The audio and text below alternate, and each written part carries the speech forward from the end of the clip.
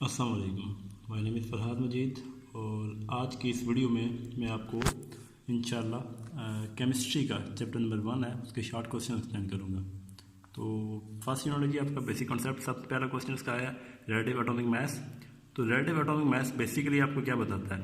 ये आपका relative atomic mass of an atom is the mass as compared with the mass of one atom of carbon taken as 12, यानी carbon जिसका atomic mass 12 है उसके मुकाबले में या उसके रिलेशन में आप बाकी एटम्स का मास फाइंड करते हो। उसमें इसकी यूनिट AMU है, ठीक है। और एग्जांपल्स आपको दे रहा है कि हाइड्रोजन की 1.008 होता है मास उसका, ऑक्सीजन का 15.994 होता है इसका, ठीक है जी। बेसिकली आपको ये मैथ ये आपको बताता ये है कि कोई एटम हैवी कितना है, ठीक है जी, उसका वजन कितना है, ये आपको बेसिकली बताता है ये। दूसरा क्वेश्चन है आपका स्पेक्ट्रोमीटर, और उसकी किसमें स्पेक्ट्रोमीटर क्या करता है जी? स्पेक्ट्रोमीटर आपको आइसोटोप के मैसेज निकाल के देता है, ठीक है जी। किसी भी एलिमेंट के जो आइसोटोप्स होते हैं उसके एग्जैक्ट मैस आपको फाइंड करके देगा। जैसे कि कार्बन कितने आइसोटोप्स होते हैं? 12, 13, 14। ऑक्सीजन के भी 3 होते हैं, हाइड्रोजन के भी 3 होते हैं, हमने बड़े मशहूर आपने पढ़े हुए जी, प्रोटियम, ड्यूटियम, ट्रिटियम। तो ये आपको उनके मैसेज निकाल के देता है। ये आपका एक इंस्ट्रूमेंट है। इसकी 2 किस्में होती हैं, एस्ट्रन्स और टेम्स्टर्स, ठीक है जी। उसके बाद आपका नेक्स्ट क्वेश्चन है एम्पिरिकल और मॉलिक्यूलर फार्मूला। इंपेरिकल फार्मूला आपको सादा रेशो बताता है और मॉलिक्यूलर फार्मूला आपको एक्चुअल नंबर ऑफ एटम्स के बारे में बताता है, ठीक है जी। तो अगर एग्जांपल आप लो तो ग्लूकोज का एम्पेरिकल भी गिवन है और आपका मॉलिक्यूलर भी गिवन है। तो अगर आप मॉलिक्यूलर में देखो तो C6H12O6 है और एम्पेरिकल आपका CH2O है। तो इसका एक तरीकाकार ये होता है इसकी सादा रेशो निकालने का कि जो मॉलिक्यूलर फार्मूला में जो सबसे छोटा नंबर होता है उससे इसको डिवाइड कर लो। जैसा कि 6 आपका इसमें है, जब बेंजीन को देखो, ठीक है जी। यानी सादा नंबर ऑफ एटम्स आपको एम्पेरिकल बताता है और आपको एक्चुअल नंबर ऑफ एटम्स जो आपके होते हैं वो आपको मॉलिक्यूलर बताता है। उसके बाद आपका है जी एक्चुअल और थ्योरेटिकल यील्ड। यील्ड बेसिकली हम बोलते हैं पैदावार को, प्रोडक्ट को।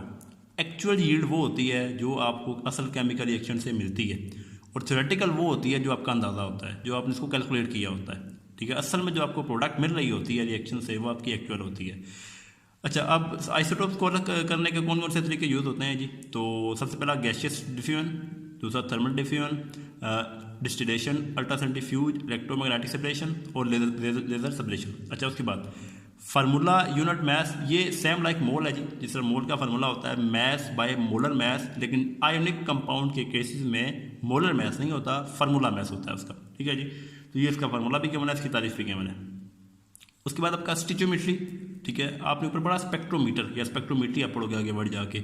इन दोनों में फ़र्क करना है कि स्पेक्ट्रोमीटर एक इंस्ट्रूमेंट का नाम है, स्टिचोमेट्री केमिस्ट्री की ब्रांच है। ये वो ब्रांच है केमिस्ट्री की जो आपको रिएक्टेंट और प्रोडक्ट के दरमियान ताल्लुक बता के देती है। कितना रिएक्टेंट आपने लिया और कितनी प्रोडक्ट आपको मिली, तो आपकी जो बैलेंस्ड केमिकल इक्वेशन होती है वो आपको ये ब्रांच पता करके देती है आपको, ठीक है जी।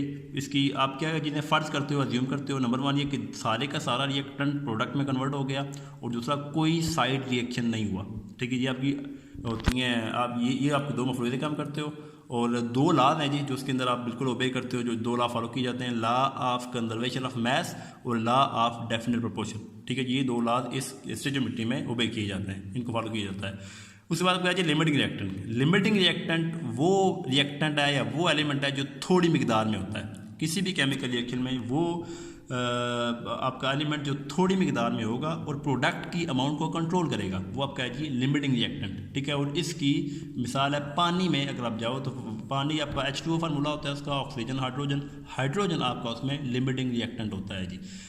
आपने ऊपर पढ़ता एक्चुअल और थ्योरेटिकल यील्ड, और आपने पढ़ा कि एक आपकी असल होती है, दूसरी आपकी होती है आप जो अंदाज़ा लगाते हो। अब एक्चुअल यील्ड कम होती है थ्योरेटिकल से, इसकी वजह क्या है जी? अब इसकी 3 रीज़न हैं। नंबर 1 तो ये कि काम करने वाला बंदा नायल है या इनएक्सपीरियंस है, उसे उसको प्रॉपरली यील्ड निकालने का पता नहीं है। नंबर 2 ये कि जो प्रोसेस आप यूज़ करते हो, ठीक है जी, फिल्ट्रेशन, सेपरेशन बाय डिस्टिलेशन, जितने आपके यहाँ लिखे हुए हैं वो प्रोसेस प्रॉपरली आप नहीं कर पा रहे, ठीक है। उन प्रोसेस के दरमियान भी आपके काफ़ी कुछ प्रोडक्ट आपकी ज़ाया होती है।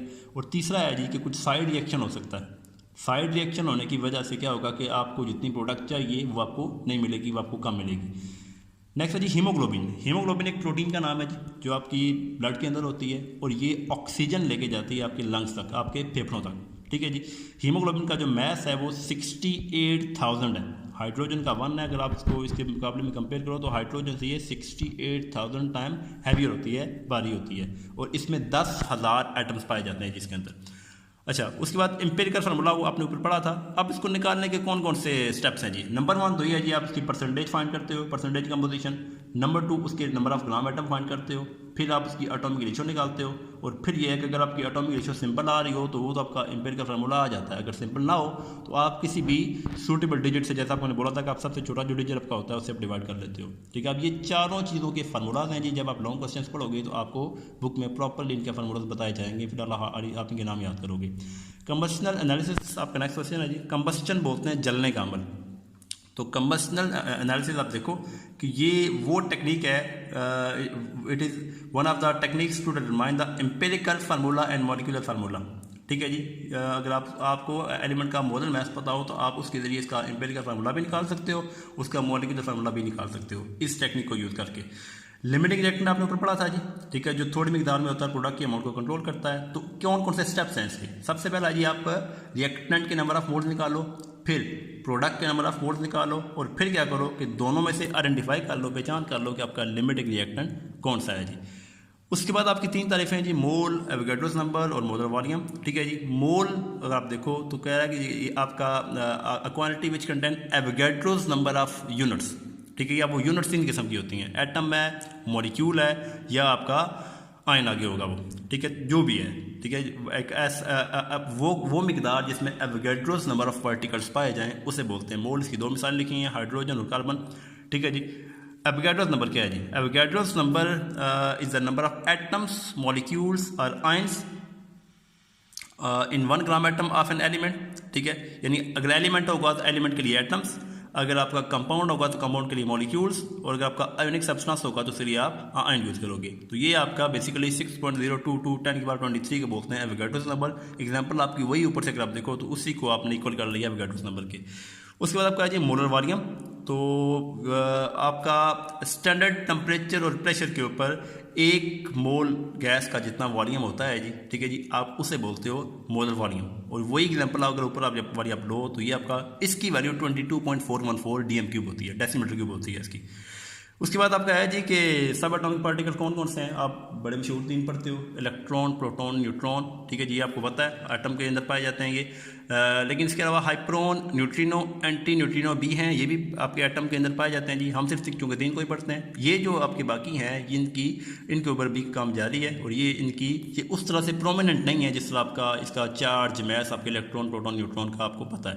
इसके अलावा इन 3 के अलावा और बहुत से सब एटॉमिक पार्टिकल एटम के अंदर पाए जाते हैं। अच्छा, उसके बाद आप क्या है जी कि एटम का साइज़ के बारे में आप क्या जानते हो, क्या साइज़ है इसका एटम का। तो 20वीं सदी में जब एटम का एक्सरे वर्क किया गया तो आपको पता लगा कि एटम का साइज़ 0.2 नैनोमीटर होता है। ठीक है, 2 × 10⁻10 मीटर या 0.2 नैनोमीटर बोल दो आप। ठीक है, उसके बाद इसका जो ये इसका डायमीटर है, उसका जो मैस है वो 10⁻27 से 10⁻25 तक होता है, और इसको AMU एटॉमिक मैस यूनिट के अंदर इसको एक्सप्रेस किया जाता है जी। और AMU की जो वैल्यू है 1.661 10⁻27 kg है जी। आयंस कैसे पैदा होते हैं जी। ठीक है जी, कह रहा है जी आयंस 2 तरह के होते हैं, कैट आयन और एन आयन। कैट आयन आपके होते हैं पॉजिटिव, एन आयन आपके होते हैं नेगेटिव। कैट आयन आपके ज़्यादा होते हैं जी एन आयन के मुकाबले में। ठीक है, और इसको पैदा करने का क्या मेथड है जी कि आप किसी भी गैस में से अल्फा पार्टिकल, एक्सरे या इलेक्ट्रॉन बीम पास कराओ। जब आप वहाँ से पास कराओगे तो वहाँ से आपको आयंस आपको मिलेंगे। जब भी आयन टूटता है तो वहाँ से पॉजिटिव या नेगेटिव दोनों आयंस आपके वहाँ से बनते हैं जी। आगे आप उसको डिवाइड कर देते हो कौन सा पॉजिटिव कौन सा नेगेटिव है।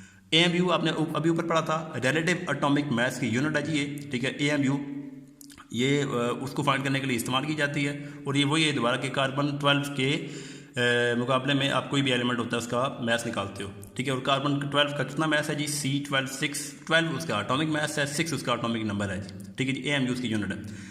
एफिशिएंसी क्या है जी। ठीक है, यानी मैक्सिमम कितनी प्रोडक्ट एक्चुअल यील्ड है या थ्योरेटिकल यील्ड है, दोनों को डिवाइड करो, उसको 100 से मल्टीप्लाई कर दो, आपको परसेंटेज एफिशिएंसी यानी आपकी मैक्सिमम कितनी % प्रोडक्ट आपको उस रिएक्शन से मिल सकती है जी।